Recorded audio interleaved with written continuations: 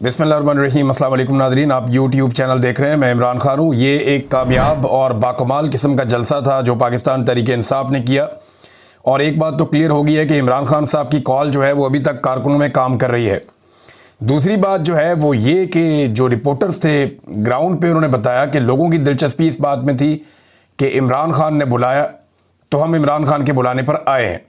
हमें कोई लायामल दिया जाए और बताया जाए कि इमरान खान साहब की आज़ादी कैसे मुमकिन होगी। लोगों को जो ऑपरेशन खैबर पख्तूनख्वा में हो रहा है उस पर बहुत गम गुस्सा था।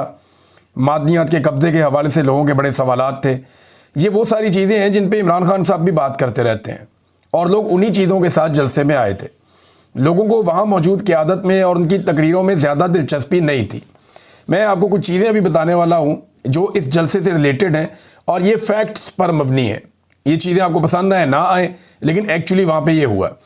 इंतज़ामात बेहतर नहीं थे, जलसागाह में कचरा था और वहाँ पे काफ़ी गट्टा मिट्टी थी और बड़ी स्मेल थी, बदबू थी। ये चीज़ें नामुनासिब है। अगर आप मेहमानों को बुलाते हैं तो बेहतर जगह पे बंदोबस्त करना चाहिए था। एक और चीज़ ये है कि पंजाब की शमूलियत हैरान कुन हद तक ज़्यादा थी। कुछ सहाफ़ियों ने मुझे यहाँ तक क्लेम किया कि अगर हम ज़्यादा ना बोलें तो आधे लोग तो पंजाब से आए हुए थे और ये बहुत बड़ी तादाद है। इस पे आलिया हमजा साहिबा का जो है वो बड़ी कोशिश है उनकी, अगर इतनी बड़ी तादाद में लोग पंजाब से पहुंच गए हैं तो। और अडयाला जेल में भी पंजाब से ही ज़्यादा लोग आजकल जा रहे हैं। रावलपिंडी में अडयाला जेल है, बहुत लोग वहाँ पहुँच जाते हैं। तो पंजाब की शमूलियत हैरान कुन हद तक ज़्यादा थी। कई किलोमीटर तक सड़कों पर लोग मौजूद थे और इसकी वीडियोस बाकायदा लोगों ने डाली हैं। बल्कि एक वीडियो मैं देख रहा था, रज़ी ताहिर साहब ने उसको सोशल मीडिया पे लगाया। उसमें लगभग 1 किलोमीटर की वॉक है जलसागाह तक और उस वॉक के अंदर हर तरफ बहुत बड़ी तादाद में लोग चल फिर रहे हैं जो जलसागाह की तरफ जा भी रहे हैं, आ भी रहे हैं। अलीमा खानम अपने भाई का बयान पहुंचाने की हद तक मुतहरिक रहती हैं और ये अपने भाई का बयान पहुंचाना कोई मरूसी सियासत नहीं है। अलीमा खानम ने ना तो कोई मेरी दानिश में कोई वज़ीर आला बनना है, ना वज़ीर आज़म बनना है और ना कोई वफाकी या सूबाई वज़ीर बनना है, ना वो गवर्नर बनने में दिलचस्पी लेंगी। उनकी दिलचस्पी सिर्फ अपने भाई का पैगाम इमरान खान साहब को फॉलो करने वाले लोगों तक पहुंचाना है।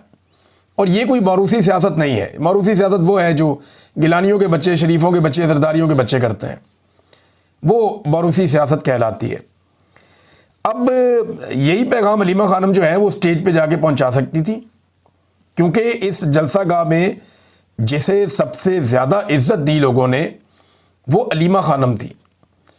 जो हसनैन रफ़ीक है, मेरी उनसे रिपोर्ट ही, उन्होंने कहा जी मेरे सामने वो आई हैं और जिस तरह लोगों ने उनको सर आंखों पे बिठाया खैबर पख्तूनख्वा में जलसागाह में, वो कहते जी इसकी कोई मिसाल नहीं मिलती। फिर जितना खुलकर अलीमा खानम बात करती हैं उतना कोई और करता भी नहीं है ना।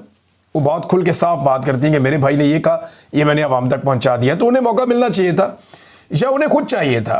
अब यानी वो तो यही कह रही हैं कि जी मैं स्टेज पे नहीं जाना चाहती, मेरा सियासत में ताल्लुक़ नहीं है, मेरी ड्यूटी अपने भाई के लिए है। तो सियासत के ऊपर पाबंदी भी नहीं हो सकती। हर शहरी को ये हक हासिल है कि वो सियासत करे। हाँ, जिन्होंने हलफ लिया हुआ है कि वो सियासत में हिस्सा नहीं लेंगे उनको नहीं लेना चाहिए, लेकिन हर शहरी को सियासत में हिस्सा लेना भी चाहिए और उसका ये हक भी है। और अगर अलीमा खानम अपने भाई का पैगाम पहुंचाती तो कुछ गलत नहीं था, लोगों के लिए वो बड़ा पॉजिटिव होता। बहरहाल ये उनकी पार्टी का अपना फैसला है।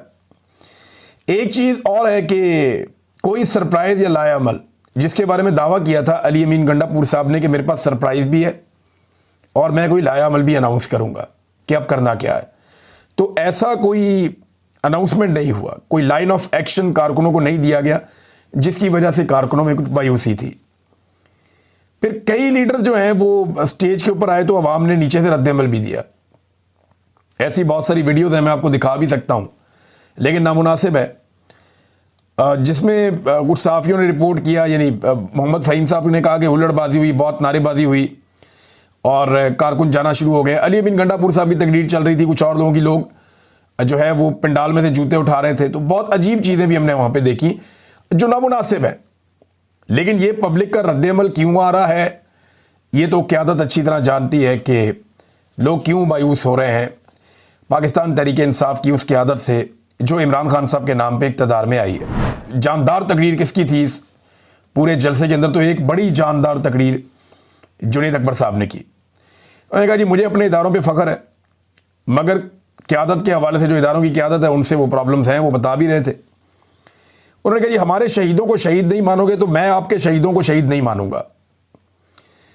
फिर असद कैसर साहब ने बड़ी एक तगड़ी तकरीर की, सलमान अकबर राजा साहब की अच्छी थी, और फिर भी ज़्यादातर ऐसा लगता था कि लोग यहाँ पे आए थे सिर्फ इमरान खान की कॉल के ऊपर, किसी और के लिए नहीं आए थे। फिर इमरान खान साहब अब क्या कहेंगे इस जलसे के बारे में आपको पहले बता देता हूँ। देखिए, there is no other option. Imran Khan के लिए यही एक ऑप्शन है कि लोग क्योंकि बहुत बड़ी तादाद में आए उनके बुलाने पर और सारा मीडिया इसकी गवाही दे रहा है, तो इमरान खान साहब को कौम का शुक्रिया ही अदा करना होगा कि पेशावर में कामयाब जलसा करने पर